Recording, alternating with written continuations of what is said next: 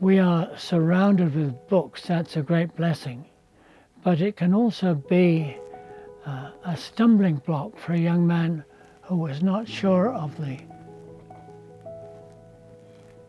best knowledge that he needs, what is the best learning.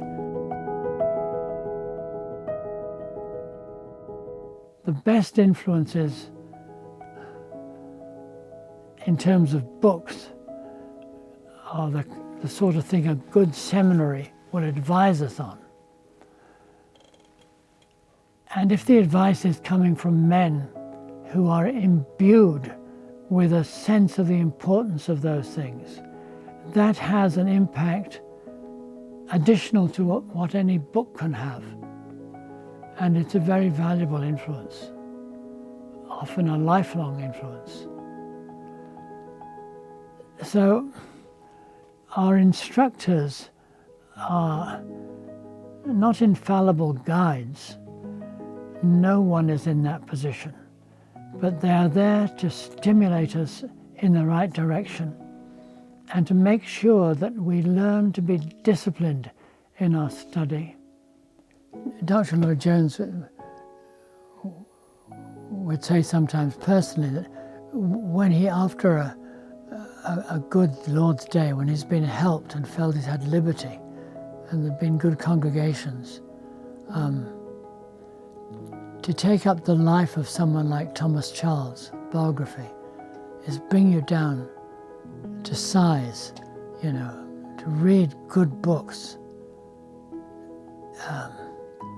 You're not reading them to imitate them, but you're reading them to get the stimulus, to realize you've a long way to go.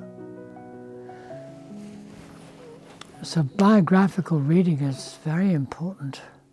If it's your own book, have your own notes on it in the book, briefly, but so that you can turn up a page quickly. You may need that page in 20, 30 years' time, and you can't reread the book, but you can go over your notes. So I'm constantly doing that, and just now running into problems because all my notes have been in pencil. I abhorred putting ink on a book. That's not my book. Puts other people off, I think. But now I'm finding it sometimes difficult to read my pencil notes. So I'm wondering whether I should go over them in ink of what, but I do use my notes of former years a lot. No, I have pencil marks on the page indicating whether it's a major point or the sort of thing I want to look at again.